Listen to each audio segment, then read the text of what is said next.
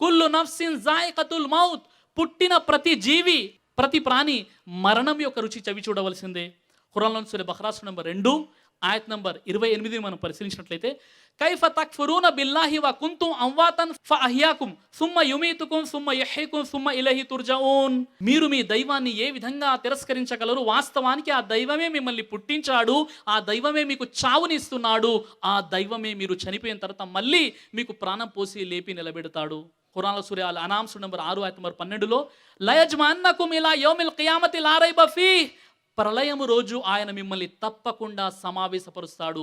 ఏ విధంగానైతే మీరు ఏమీ లేనప్పుడు మిమ్మల్ని పుట్టించాడో, ఏ విధంగానైతే మీకు మరణం ఇచ్చాడో, అలాగే దైవం మళ్ళీ మీకు ప్రాణం పోసి లేపి నిలబెడతాడు.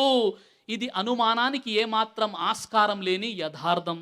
ఖురాన్లోని సూరా అల్ ముల్క్ సూరా నంబర్ 62 ఆయత్ నంబర్ 2లో, అల్లదీ ఖలకల్ మౌత వల్ హయాత లియబ్లువకుం అయ్యుకుం అహ్సను అమల వహువల్ అజీజుల్ గఫూర్. అల్లా మనిషికి చావు బ్రతుకులను ఎందుకు ఇచ్చాడంటే, మంచి చెడు మనిషి ఏమి చేస్తాడో పరీక్షించడానికే మేము మానవునికి చావు బ్రతుకులను ఇచ్చాము. అక్కడ ఒక పరీక్ష ఉంది. ఆ పరీక్ష ఏమిటి?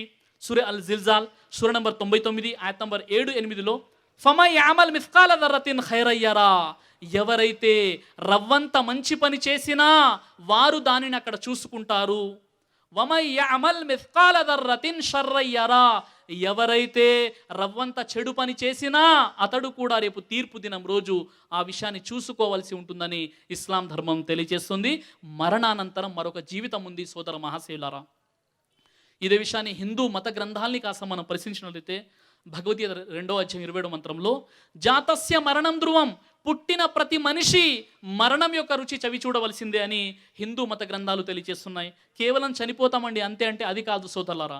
భగవద్గీత గ్రంథం 9వ అధ్యాయం 7వ శ్లోకాన్ని మనం పరిశీలిస్తే, సర్వభూతాని కౌంతేయ ప్రకృతిం యాంతి మామికం కల్పక్షయే పునస్తాని కల్పాదౌ విసృజామ్యహం.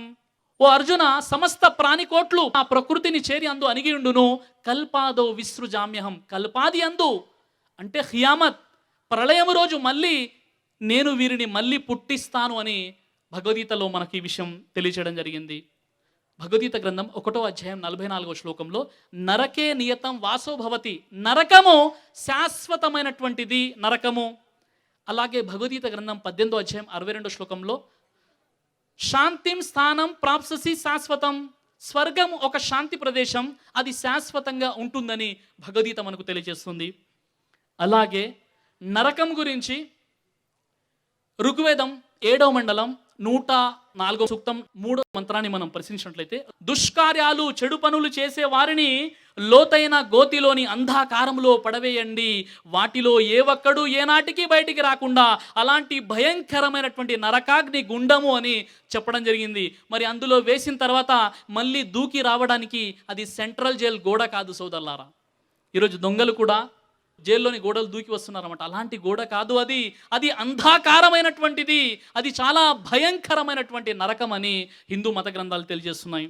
ఋగ్వేదం 9వ మండలం 113వ సూక్తం 7వ మంత్రం, ఋగ్వేదం 9వ మండలం 113వ సూక్తం 9వ మంత్రాన్ని మనం పరిశీలిస్తే, స్వర్గములో ఉద్యానవనాలు ఉంటాయి, అక్కడ పాల కాలువలు ఉంటాయి, మనిషి నిత్యం యవ్వనంగా ఉంటాడు, శాంతియుతమైనటువంటి జీవితం అక్కడ ఉంటుందని మనకు ఋగ్వేదం తెలియజేస్తుంది. అలాగే ఋగ్వేదం 10వ మండలం 16 సూక్తం 4వ మంత్రం, ఋగ్వేదం 10వ మండలం 16 సూక్తం 5వ మంత్రంలో, స్వర్గమైన నరకమైన మరణానంతరం అది శాశ్వతమైనటువంటి జీవితాలు అని హిందూ మత గ్రంథాలు మనకు తెలియచేస్తున్నాయి సోదరులారా. అంటే ఈ జీవితం ఒక పరీక్ష. ఈ జీవితంలో మనం సాఫల్యం పొందితే స్వర్గానికి వెళ్తాము, ఈ జీవితంలో మనం వైఫల్యం చెందితే నరకానికి వెళ్ళాల్సినటువంటి పరిస్థితి ఉంటుంది. నరకం చాలా భయంకరమైనటువంటి ప్రదేశం అని హిందూ మతం ఇస్లాంలో అనేక ఆధారాలు ఉన్నాయి.